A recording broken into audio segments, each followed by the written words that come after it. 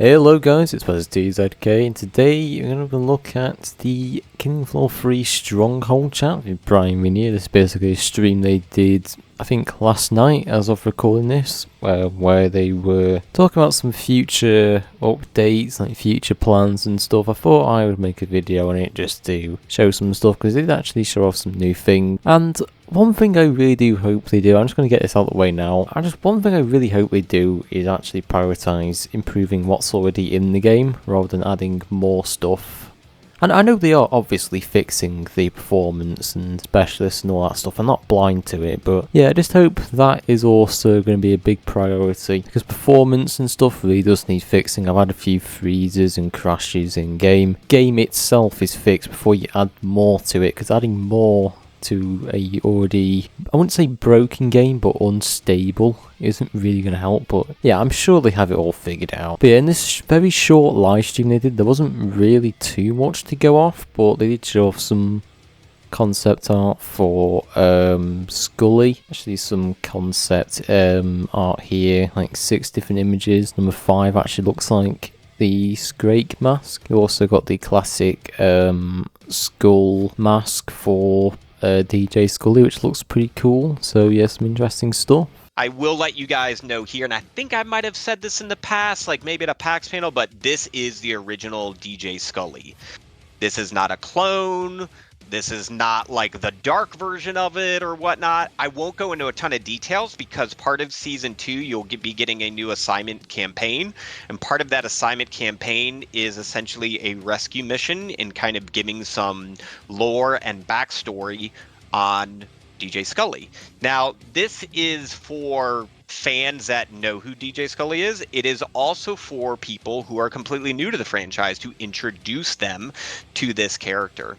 So after we get through that kind of like creative brief of like, we know we want DJ Skully, we want it to be the original character, this is kind of like how he's been put on ice, not so much of a subtle hint there. Jared is probably like, just say it. So yeah, they mentioned something about, you know, ice, like probably freezing and stuff. You actually see that later in the stream. DJ Skully is actually an original character, so we have to wait and see him play, you know, the campaign, the mini story missions, and find out how that's actually possible. My best guess is he got like frozen, like cryo sleep, I think it is, or something. I don't know what the term for it is. I've seen in some movies where people literally get frozen and then like they wake up like 100 years in the future or something. I don't exactly know the exact term, but and yeah, we got some more concept art here of what Skully could look like. Yeah, some of them actually has his hood up, which is cool. I don't know, I actually kind of like it with his hood up. It looks a bit more menacing. But yeah, I'm definitely going to say he does look a lot better than some of the other characters we got in Killing Floor 3. It actually looks, you know, a lot more grounded, realistic. Whereas the other characters, they kind of look a little bit goofy in my opinion. But yeah, this is actually DJ Skully in engine. You can see him holding different weapons, and of course this isn't the finished product, of course, but you know, as you can see, it is a work in progress. And one question was, I will respond to this one. Ninja Berserker, we are very aware of the desire for Berserker. I want to make it super clear. We talked about this at PAX. Ninja is not the Berserker. Ninja is very slice and dice, and the idea of a future Berserker is very much heavy melee smashing. Almost think of it like as an elf versus a dwarf, right? There's a bit of elegance with the ninja where he's decapitating, while our Berserker, I'm very excited about him literally just like full-on Gallagher smashing heads like watermelons. I don't even know if you guys are old enough to know who Gallagher is, but that's your nerdy reference to go find that guy smashing some fruit. so yeah, Berserker and Ninja are going to be a thing in Killing Floor 3. Well, it's not confirmed, like, on paper, but it has been an idea that has been discussed a few times. And yeah, it's exciting to see, actually, because I know people would like to play as Berserker. And Berserker, it sounds like, isn't a ranged class, it's just melee only. They could obviously have, like, a starting pistol or something, or, like, some throwing knives. You know, like, a ninja has it. But it sounds like they're not going to have all the like fancy throwing stuff like a ninja has. They're going to have like heavy weapons, like probably the I'd say Hemoclobber from Killing Floor 2. It won't be in the game, I don't think, but actual melee weapons like maybe a fire axe, katana, hell, maybe even a dwarf axe, whereas Ninja focuses on throwing and like ninja stars. Pretty interesting. We very much heard you guys about tonal elements, right? And I think we kind of proved ourselves with showing you city streets. We tried this kind of like RoboCop dystopian, like really bleak future, and you guys wanted more grime and shit and just grossness. There is some stuff in this map that is pretty intense, and I'm not going to show all of it, but there are literally like vats of acid where like enemies of Horzine are being melted in. So just a little bit of backstory. This map is set in South America, and there is this really thick, heavy, dense jungle. And within inside that jungle, there is this old, abandoned, dilapidated prison. So that's where you see like paint peeling off the walls, rusted bars, and things like that. But on another layer, deep within inside this prison, Horzine has established this kind of like torture center and cryo prison where they're keeping enemies of the state. So this provides us with some really cool environmental storytelling of like, how did DJ Skully survive? Where could he have been on ice? Just saying. We won't show the cryo prison part just yet, but I'm not good at hiding these secrets, so we'll keep. All I'll say is we probably got some future content reveals, even just on Jungle Prison. So Dude, don't worry, there's a lot more to come. Yeah. And, well, one thing, like, I will challenge the community in a positive way here. Like, when we put the thing about new enemy in the game, in the roadmap, did we say new enemy? He's visible, or I would say it is visible in the game right now. So this is our first look indoors of prison. You can see it is very much gritty, and I know they mentioned they wanted to make more grittier maps, and which is good. This actually does look a lot more like horror themed, whereas in the early beta it did obviously look a lot more bleak and stuff. So this is obviously a lot better.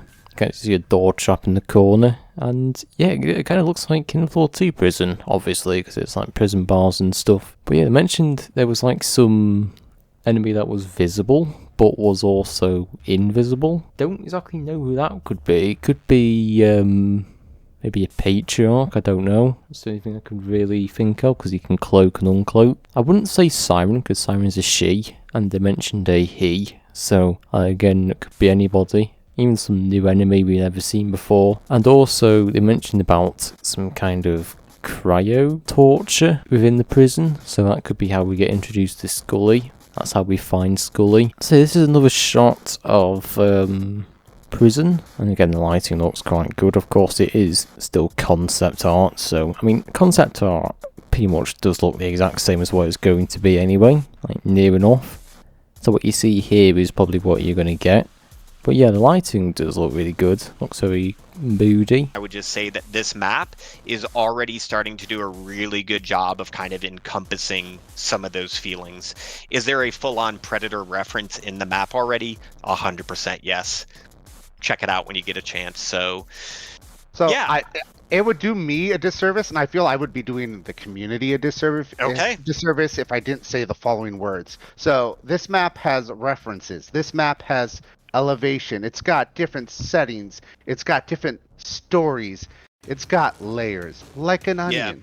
Yeah, absolutely. Possible Predator reference. If you ever watched the Alien vs Predator films, or you've seen the Predator film from like 1986, that's also going to be like part of this.